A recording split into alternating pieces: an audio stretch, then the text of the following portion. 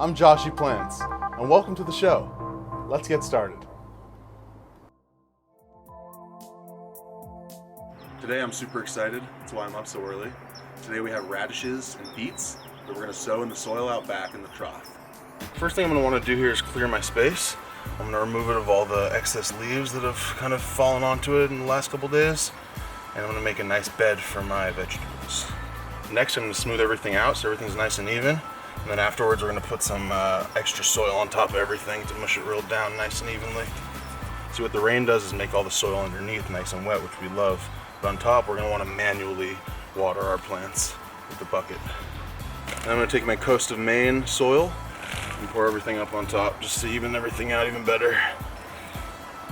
And while you're doing this, you want to make sure everything's nice and evenly layered. That's why I'm doing it with my hand, so I can sprinkle it nice and perfectly. This is sort of acting as like a mulch underneath, because on top we're going to put vegetable soil with some nutrients. So we're going to have 3 layers actually today. Once everything's nice and even, we can again pat it down to make sure we have a smooth layer to put our last level of soil on top of. And once we have enough soil on that layer, we're going to pat everything down once again to make sure it's nice and mixed up and even. We'll take our last bin of soil. This is organic potting mix for vegetables, and we're going to put all this on top. See all those nutrients and minerals this soil has in it? That's what we want for these veggies.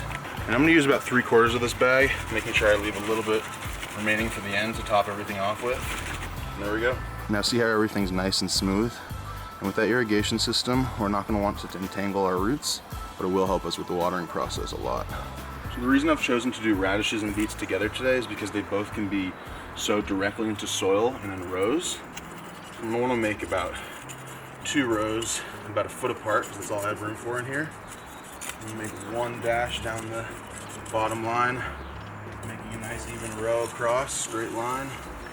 And once that's nice and deep, I'm going to do a parallel line about 1 foot away, trying to keep it as straight as possible. I'm going to fine tune that by using my hands, so I'm going to go through it and just try and get all the excess soil out of there with 1 final swoop. Here we go, nice little moat for our seeds. If you can see, there's 1 stream here trailing across, and there's another trail up top, right parallel, about 12 inches apart. The next thing we're going to want to do is check the specific details and how deep and how far apart all the seeds should be.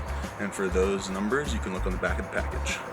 So for the beets, you're going to want the seed spacing to be 1 to 2 inches and the seed depth about 1/2 inch. And then the radishes, you're going to want seed spacing to be 1/2 inch and seed depth also to be 1/2 inch. And for our radishes, it's going to take about 4 to 11 days to sprout. And then for our beets, it's going to take about 5 to 17.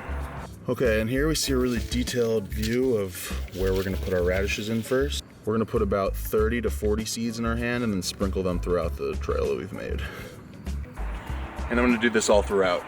Sprinkle a couple here, move on 1/2 inch, sprinkle a couple there, move on 1/2 inch, sprinkle a couple here, move on 1/2 inch, sprinkle a couple there, 1/2 inch, move over.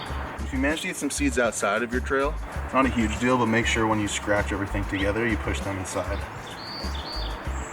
1/2 inch, drop some seeds. Looks like we got a pretty good amount of seeds in here, and it's only going to take a couple to sprout. When you're done with that, you can go ahead and fold everything over so everything's nice and engulfed by the soil. Goodbye, seeds. It's a pretty satisfying feeling seeing all your seeds get sown in the dirt finally. You want to pat that down, but not too aggressively, just so you know your seeds are nice and coated perfectly. And now it's time for our beets. And with the beets, you're going to want to space them about double as far apart as we just did the radishes. So these are going to want to be an actual 1 inch instead of 1/2 inch apart from where you previously placed the other seeds. Open that guy up. See if you can see, look how many seeds are there. We're going to use about 1/3 of that today.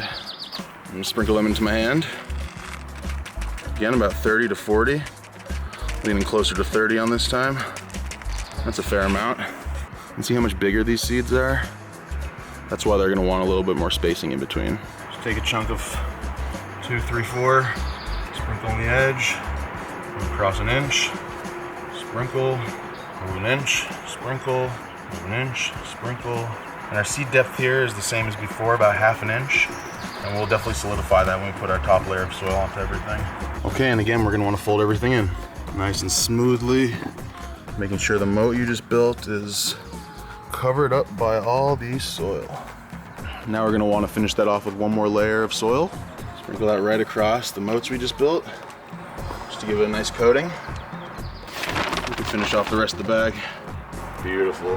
And this ensures that the seed depth at this point is definitely half an inch.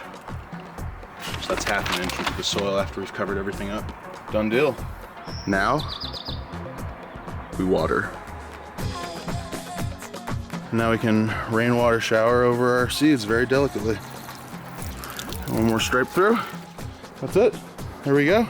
Still up before the sun. Thanks for watching Joshy Plants. Hope to see you next time.